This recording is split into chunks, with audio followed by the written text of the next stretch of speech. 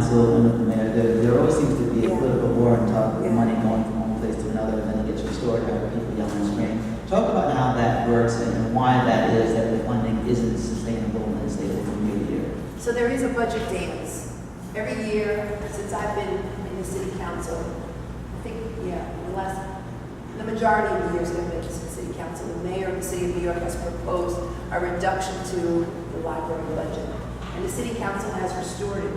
And so we now have, in some cases, 6-day service, some cases 7. But there was a proposal at some point in time that we would have to cut back library service to 5 days, which was just unacceptable.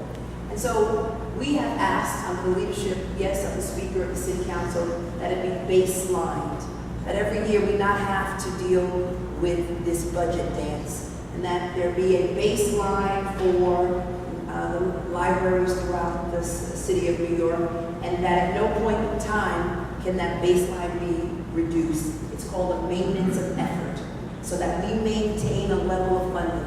And I would argue that that level of funding, in fact, is too low, and that baseline should be dramatically increased, and we should maintain the baseline above and beyond what we fund budgets for, what we fund libraries for now. That should be the number. We should go back to pre-9/11. After 9/11, a significant number of programs throughout the city of New York were reduced, obviously.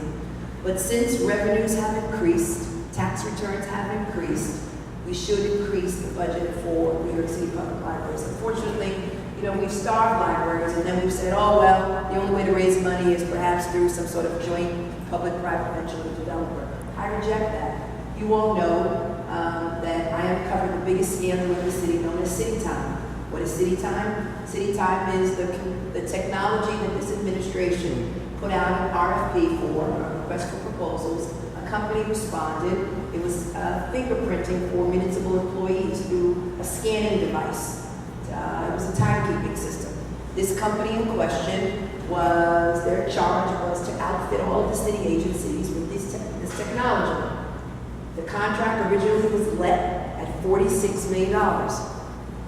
And then it ballooned to $800 million. The mayor of the city of New York said, Trish, because he forgets my name, Trish. And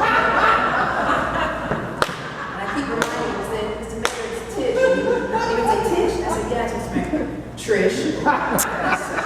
So listen, I promised not Trish. So he said, Trish, it's complicated. It's very complicated. And I said, Mr. Mayor, I don't understand what's so complicated. 46, 800. So I was chair of contractors, and I held 3 hearings. And you can all go online, you can see the transcript. 3 hearings. And yes, some newspapers said Tish James cross-examined the company. I did. It's good. And we all know that they were ripping all of us off. That's right. And now the company has been dissolved. The principals, the CEOs are now in jail. Yeah. And we recovered $500 million.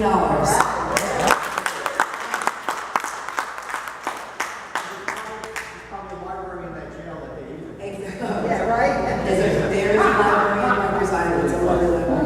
Now, my point in saying all of that is, and I uncovered it because 2 whistleblowers called me, and they informed me, and I worked with Juan Gonzalez of the Daily News, as well as members of DC 37. And I say all of that to say is that there's a lot of technology, there's a lot of resources in the budget. Look at all the technology from the Department of Education.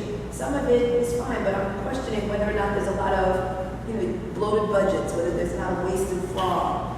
And teaching to the test, we all know, has not worked, particularly in our school system.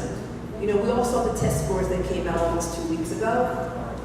And so we have put, so again, there's this, attack on public employees, public libraries, public hospitals. I was so happy to join with Bill de Blasio in the litigation to save Long Island College Hospital, an interfaith hospital, the labor and delivery unit over at North